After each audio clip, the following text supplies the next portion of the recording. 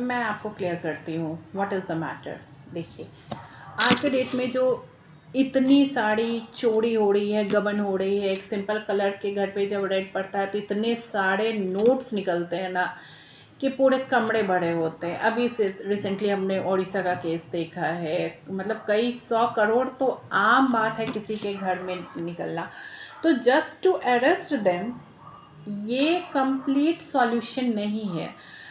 उसकी रेवेन्यू को, उसके पैसे को ठीक है जब्त कर लिया जाता है, लेकिन उसको और भी पनिशमेंट मिलने चाहिए। उसके उस पैसे को तो जब्त किया गया, उसने बहुत सारे जो एसेट बनाए उसको तो जब्त किया गया, उसके बदले उस पर फाइन भी और इम्पोज किया जाए। वो तो है ही, सो दैट कि और लोग भी उससे डरे।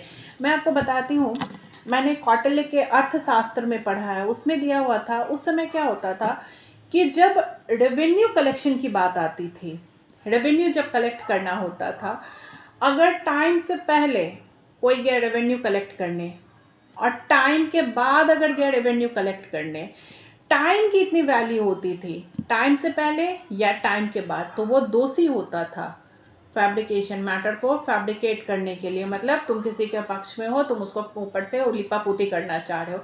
तो ऐसे सेंस में उसको जो रेवेन्यू उसने पहले कलेक्ट किया या जो लॉसेस हुए जो टाइम के बाद उसने कलेक्ट किया, उस लॉसेस के लिए उसे 4 टाइम्स फाइन देने पड़ते थे। ये सिस्टम था।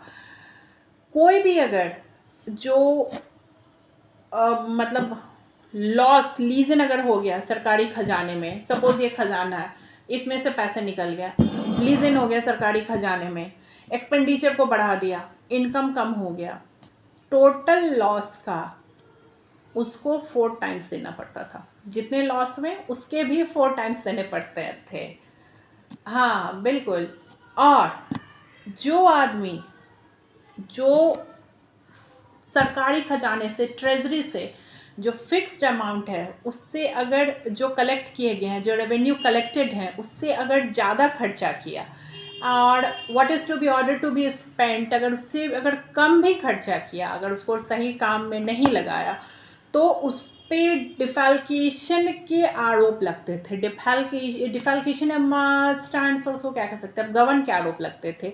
और गबन के आरोप में उसे 12 टाइम्स देने पड़ते थे, टोटल पैसे का 12 टाइम्स देना पड़ता था।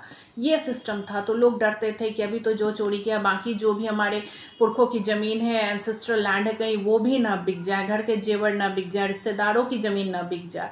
लेकिन बस अरेस्ट कर लिया और जो है वो मिला नहीं। सिस्टम को और टाइट करने की ज़रूरत है, सिस्टम मिलाने की ज़रूरत है।